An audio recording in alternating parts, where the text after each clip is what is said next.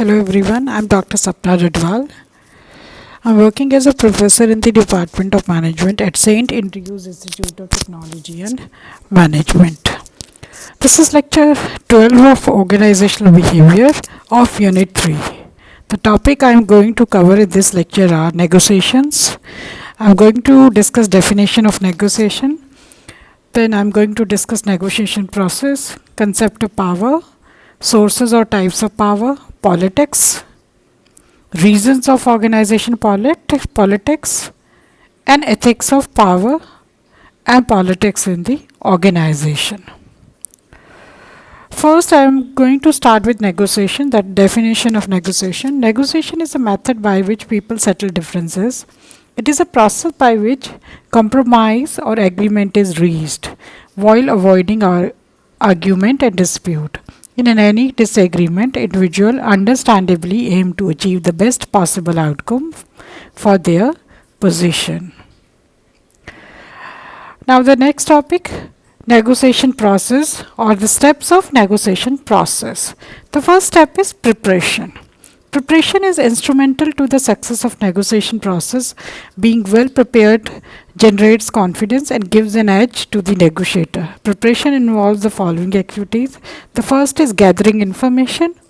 One needs to learn as much as one can about the problem and ascertain what information is needed from the other side. So understanding clearly the issue involved are also needed. Second is leverage evaluation. Evaluation of one's leverage and other parties' leverage at the outset is important because there may be a number of things one can do to improve one's leverage or diminish the leverage of other side. Then third activity in the first step is to understand the people involved. It is important to know the people with whom the negotiation is going to take. An understanding of their objective, roles and the issues likely to be raised by them will facilitate better handling of the situation during the negotiation process. Then is rapport. It is helpful to establish a rapport with the opponent during the early stages. That is before the bargaining process begins is helpful. So this is one can determine early on how cooperative the opponent is going to be. Then fifth activity is to know the objective. So clarity of the objective is absolutely essential. It needs to be decided in advance how much you are willing to concede to the opponent and what your proper priorities are. All argument and justification should be ready. Then type of negotiation. You have to anticipate the type of negotiation expected. That is, ascertain whether it will be highly competitive, cooperative, or something unusual. Whether the negotiation will be face to face, by fax, mediator, or through mediator, or some other manner. Then the seventh activity in the first stage, that is preparing, will be you have to decide on the negotiation approach and you have to plan accordingly. Now comes the second stage, that is the opening phase of the negotiation. Here the two sides come face to face. Each party tries to make an impression on the other side and influence their thinking at the first opportunity. Psychologically, this phase is important because it sets the tone for the negotiation to a large extent. It involves both the negotiating party presenting their cases to each other. Then comes stage 3, that is a bargaining phase. The bargaining phase involves coming closer to the objectives you intended to achieve when you started the negotiation. So in this phase, the basic strategy is to convince the other side of the appropriateness of your demands.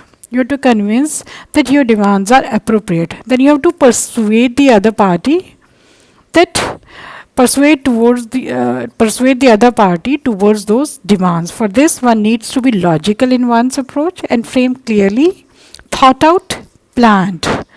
Now fourth stage is closure phase. The closure phase of the negotiation represents the opportunity to capitalize on all of the work done in early phases. So the research that has been done in the preparation phase combined with all the information that has been gained is useful in the closing phase. It also involves the sealing of the agreement in which both parties formalize the agreement in a written contract or letter of intent. So reviewing the negotiation is as important as the negotiation process itself. Now, we have discussed here all four phases of negotiations. Now the next topic is power. So power is the ability to influence other people. It refers to the capacity to affect the behavior of subordinate with control of resources. The agent is the person who uses the power and target is the receipt of the attempt to use power. Now the types of power. Power has been an important aspect of human civilization since time immemorial. Power might be physical, political, and social. So, in the context of business as well, power dynamics tend to influence decisions and people transactions heavily. So, defining power can be difficult as it is understood and interpreted in several ways. However, power can be definitely not be called a force which gets you what you want. Power basically emanate, power basically emanate so, power basically is a position or authority which can influence people both positively and negatively. So, for simplicity and understanding purposes, power is usually classified into following category. So, first is coercive power. This kind of power involves the usage of threat to make people do what one desire.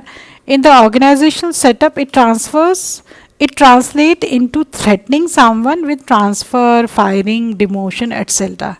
So it basically forces people to submit to one's demand for the fear of losing something. Then comes reward power. As the name suggests, this type of power uses reward, perks, new projects or training opportunities, better roles and monetary benefits to influence people.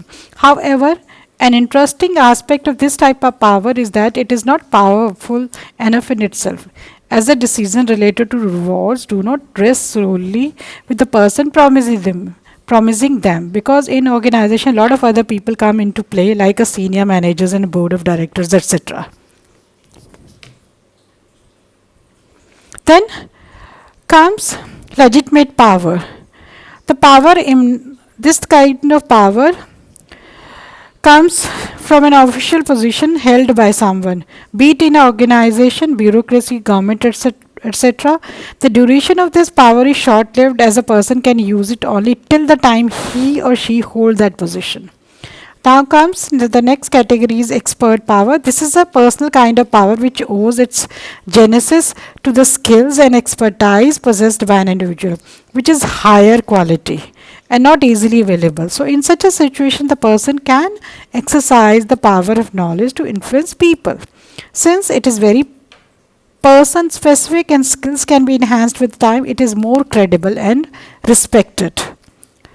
Then comes referent power. This is a power wielded by celebrities and film stars, as they have huge following amongst masses who like them, identify with them and follow them. Hence, they exert lasting influence on large number of people for a large number of decisions, like from what car to buy to which candidate to choose or for a higher office in the country.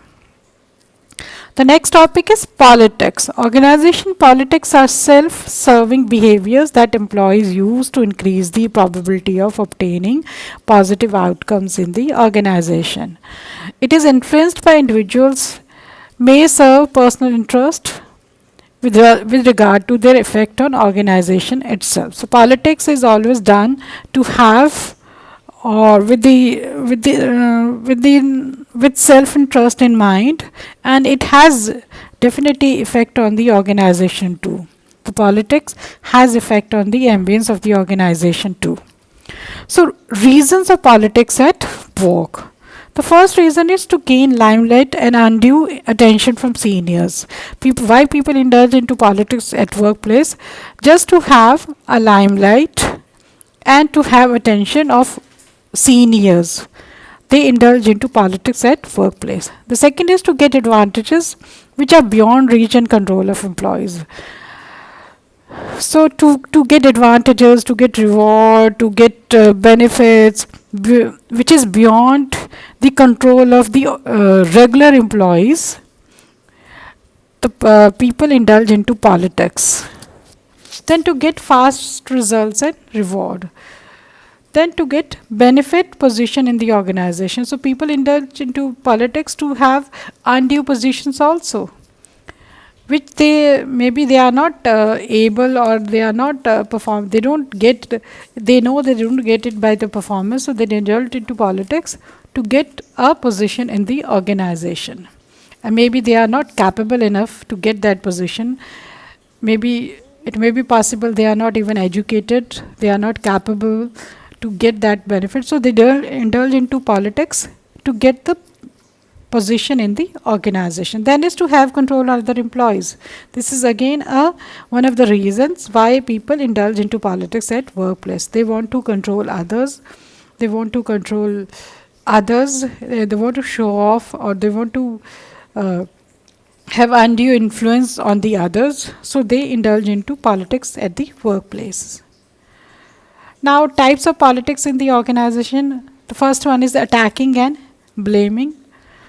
Yes, people play the game of attacking and blaming in the organization because by attacking and blaming, they get the limelight in the organization, they get undue limelight in the organization. Then they second is controlling influence. Sometimes people indulge into politics by controlling important information from others, and by this they gain limelight from the superiors, that they are very important, they have important information, they don't pass it to the everyone that information, they control the information, and by controlling information they harm others, they harm the others employees interest, and they take undue limelight from their seniors. Then forming coalitions, yes, they form coalition with different superiors, different department, with different employees, maybe some different groups. So this is one of the type of politics. Then improving and cultivating network. People, they improve their relationship in the organization, and they cultivate network of people, because to indulge into politics means they people wants to have more and more followers in the organization. Only then they will be able to do politics in the organization. Then by creating obligations, they try to create obligations, and they by creating obligations, in turn they make followers in the organizations. So these are the types of politics in the organization. Now, effect of politics in the organization. Effect of politics, first is decrease in job satisfaction. Politics actually reduces the job satisfaction, as the people who indulge into politics, they get undue advantages, they get undue positions, undue rewards and benefit in the organization, and they, because of their undue limelight and undue advantages, benefits from the seniors, others feel demoral, others morale is affected, and others job satisfaction is affected. Then politics increases anxiety and stress in the because of politics, the people who indulge into politics, their main aim is to harm others, and main aim is to harm others, and by doing this, the other employees, they feel the other employees anxiety and stress is increases, so it result into increase in stress and anxiety of the other employees. Then it also decreases the overall productivity of the organization, because as the job satisfaction reduces, job satisfaction is closely very directly related to job performance of the employees.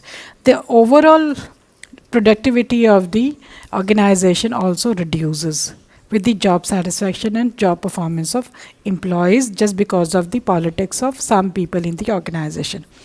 And Next one, it affects the concentration also, because people always feel stressed, anxiety, they feel dissatisfied in the job, their morale is down, so it affects their concentration on the work.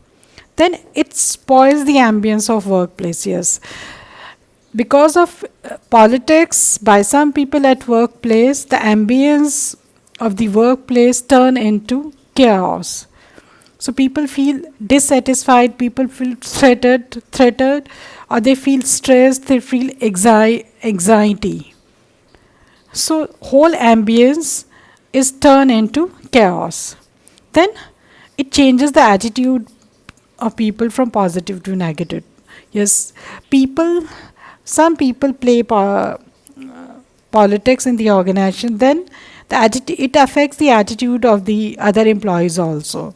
But mm, when people indulge into politics, they get undue benefits, rewards from the seniors, then the attitude of other employees changes from positive to negative. That negative, as they feel less morale, their morale is affected, their motivation is affected, and this in return affects their attitude also, and it also demotivate employees. I've already explained, because of some people, because of some people, the people who play politics, some hard working employees, they don't get uh, reward of their performance, they don't get benefits of their performance as per their performance, so it demotivate employees in the organization.